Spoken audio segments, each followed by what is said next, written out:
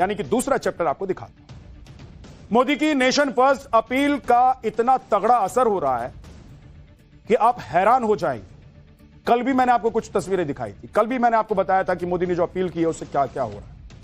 कि बड़े बड़े मंत्री, मुख्यमंत्री अपनी गाड़ियों को कम कर दे रहे हैं, अपने काफिले को छोटा कर दे रहे हैं। पीएम मोदी के काफिले में आज भी सिर्फ 2 गाड़ियां ही दिखाई दी। कई लोग कल कह रहे थे कि अरे आज तो दिखाने के लिए मोदी जी ने शूट करवा लिया होगा। हालांकि सुरक्षा एजेंसियों का कंसर्न है ये कि क्या ये सुरक्षा के लिए चुनौती तो नहीं है। देश के लोग आज बात कर रहे हैं कि भाई सब बातें तो ठीक है, लेकिन मोदी जी सिर्फ 2 गाड़ी लेकर मत घूमिए, आपका सुरक्षित होना इस देश के लिए बहुत जरूरी है। लेकिन पीएम मोदी की इस मैसेजिंग का असर यह हो रहा है कि मंत्री संतरी समेत तमाम आम जनता पेट्रोल की बचत का संकल्प धीरे धीरे अब लेने लग गई।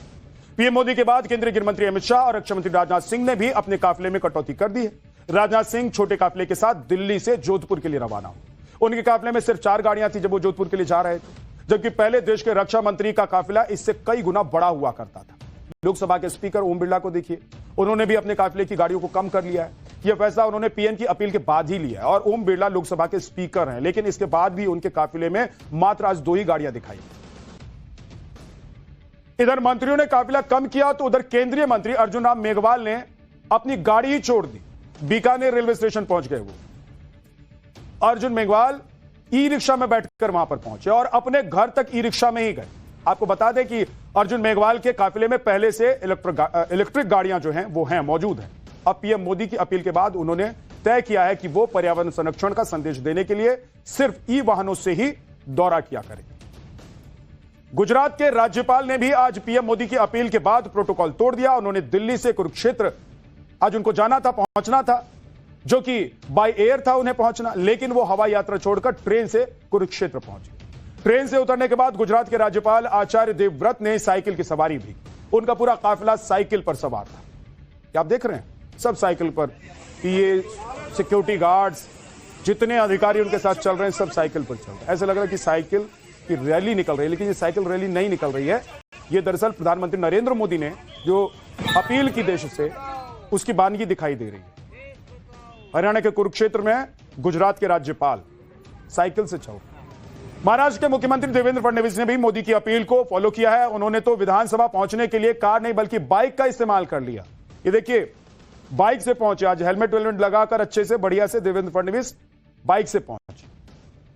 दिल्ली की मुख्यमंत्री रेखा गुप्ता भी पेट्रोल बचाने की मुहिम में शामिल हुई। उन्होंने दिल्ली वासियों से इससे जुड़ी अपील की। यह अपील क्या है आपको बताऊंगा, पहले आप देखिए कि खुद रेखा गुप्ता ने कैसे इस अपील पर अप्लाई करते हुए इस अपील को फॉलो किया और उनकी कार का काफिला अब जो 13 से घटकर सिर्फ 4 रह गया है, वो देख लीजिए एक बार। यह तस्वीर है।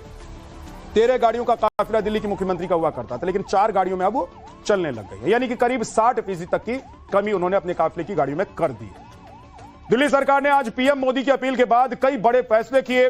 सीएम रेखा गुप्ता ने मीटिंग में फैसला किया कि सरकारी कर्मचारी 2 दिन वर्क फ्रॉम होम करेंगे। दिल्ली सरकार अगले 6 महीने नई गाड़ी नहीं खरीदेगी। सीएम, मंत्री और अधिकारी हर सोमवार को मेट्रो से दफ्तर जाया करेंगे। दिल्ली सरकार के अधिकारियों के तेल खर्च में 20% कटौती की जाएगी। 50% सरकारी मीटिंग अब ऑनलाइन ही होगी। सीएम काफिले की गाड़ियां 14 थी, जो 13 से 14 हुआ करती थी, उसे घटाकर 4 कर दी गई है। मंत्रियों अधिकारियों के दौरे रद्द कर दिए गए हैं। विदेश यात्राओं पर रोक लगा दी गई है। अगले 3 महीने तक दिल्ली सरकार कोई भी बड़ा इवेंट नहीं करने वाली है। 15 मई से मेरा भारत मेरा योगदान अभियान भी शुरू किया जाएगा दिल्ली सरकार की तरफ से। सरकारी दफ्तरों में एसी को 24 से 26 डिग्री पर सेट किया जाएगा, क्योंकि आपको पता है कि 24 से 26 डिग्री पर अगर आप एसी को सेट कर लेते हैं तो आपका जो बिल है वो आधा हो जाता है। मॉल्स में मेड इन इंडिया कॉर्नर बनाया जाएगा। दिल्ली सरकार सिर्फ मेड इन इंडिया को जो प्रोडक्ट्स है उसको ही प्राथमिकता देगी। सरकारी स्कूलों के साथ होने वाली बैठक ऑनलाइन होगी।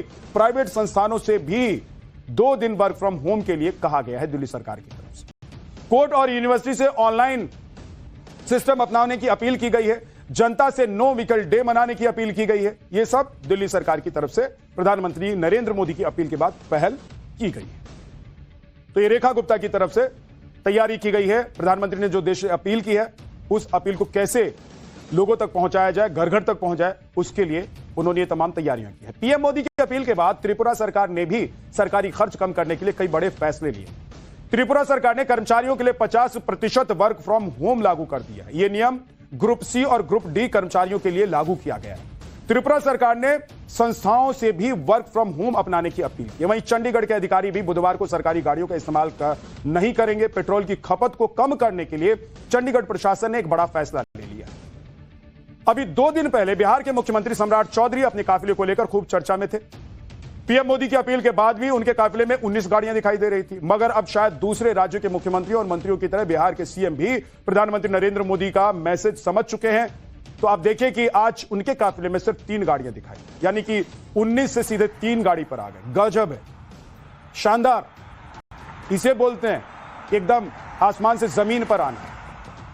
खैर अच्छा भी है, इस तरह की सुर्खियां बनने के बाद अगर मुख्यमंत्री को सजग वो महसूस करते हैं, सजग होना भी चाहिए कि अगर प्रधानमंत्री कोई मैसेज दे रहे हैं तो भाई उसको अपनाना है, उसको सुनने में और अमल करने में इतनी देर क्यों करनी है। लेकिन दे रहा है, दुरुस्त है सम्राट चौधरी। आखिरकार उन्होंने अपने काफिले से गाड़ियों की संख्या कम कर दी है। प्रधानमंत्री की जो अपील है उसको उन्होंने फॉलो करना शुरू कर दिया है। पीएम की अपील नहीं मानने वालों पर बीजेपी सख्त भी नजर आ रही है और बीजेपी ने कहा भी कि सख्ती बरती जाएगी।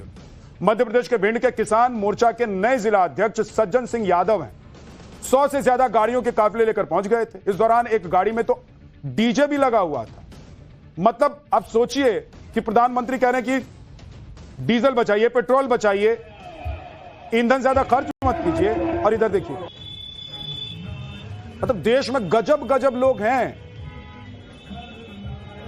ये वीडियो वायरल हुआ तो बीजेपी ने इस पर एक्शन भी ले लिया, उन्हें पद से हटा दिया गया है। बीजेपी ने कहा कि भाई नहीं चाहिए ऐसा नेता, हटाओ इनको। क्या करेंगे ऐसे नेताओं को रख के जो पहले अपने बारे में सोचते, अपना भौकाल टाइट रहे वो देखते। भाई जनता के बारे में सोचिए, तो प्रधानमंत्री जनता के बारे में सोच रहे हैं। आगे संकट हो जाए, कोई कैसी परिस्थिति आ जाए, उससे निपटने के लिए पहले तैयारी चल रही है और इनको अपना भौकाल टाइट रखना है। भाई गजबे गजबे लोग हैं। पीएम ने पेट्रोल बचाने की अपील इसलिए की है ताकि दाम स्थिर रहे और लोगों को आने वाले दिनों में परेशानी ना हो। आप देखिए कि आरबीआई भी कह चुका है कि अगर स्थिति नहीं सुधरी तो तेल की कीमतों में बढ़ोतरी तय है। आरबीआई गवर्नर ने स्विट्जरलैंड में आयोजित एक सम्मेलन के दौरान बात कही। उन्होंने कहा कि सरकार अभी तक ईंधन की कीमतों को नियंत्रण में रखे हुए है और उसकी कोशिश भी की जा रही है, लेकिन हालात ज्यादा बिगड़ने पर आम लोगों पर इसका असर पड़ सकता है। भारत तेल, गैस और फर्टिलाइजर के लिए काफी हद तक दूसरे देशों पर निर्भर है। ऐसे में अगर सप्लाई प्रभावित होती है या फिर कीमतें बढ़ती हैं तो भारत पर इसका असर पड़ना स्वाभाविक है। अगर संकट जल्दी खत्म नहीं हुआ तो सरकार को पेट्रोल और डीजल की बढ़ी हुई लागत का कुछ हिस्सा ग्राहकों से वसूलना पड़ सकता है, यानी कि आने वाले समय में ईंधन की कीमतों में बढ़ोतरी हो सकती है। पीएम मोदी की अपील के बाद पूरा देश पेट्रोल बचाने की मुहिम में जुटा हुआ है। तो वहीं कांग्रेस कह रही है कि यह बात तो राहुल गांधी ने बहुत पहले कह दी थी। सुनिए यूपी कांग्रेस के अध्यक्ष अजय राय ने क्या कहा। पहले इसको बोलना चाहिए था, जब बंगाल का चुनाव था, असम का चुनाव था, केरल का चुनाव था, पांडिचेरी का था, पहले क्यों नहीं बोले। और हमारे नेता आदरणीय राहुल जी पहले ही बोले कि समस्याएं हैं, बहुत बड़ी समस्या हैं, आर्थिक स्थिति बहुत खराब होने वाली है। तो उसमें राहुल जी को झूठा साबित करने का पूरा प्रयास किया भाजपा ने, मोदी जी ने। और चुनाव बाद जब लोगों को ठग लिया, बेवकूफ बना लिया, तो चुनाव बाद आप कह रहे हैं कि भाई अब डीजल पेट्रोल मत चलाइए, सोना मत खरीदिए, मेट्रो में घूमिए। तो ये पहले बताना चाहिए था। निश्चित हम सब लोग देशभक्त हैं, राष्ट्रभक्त हैं। जैसे देश की कैसे मदद हो, देश को कैसे मजबूत किया जाए, उस पर हम लोग सब लोग काम कर रहे हैं। इधर कांग्रेस ने पीएम मोदी पर देश को ठगने का आरोप लगाया तो उधर बीजेपी ने कांग्रेस पर बम फोड़ दिया। बीजेपी ने विपक्ष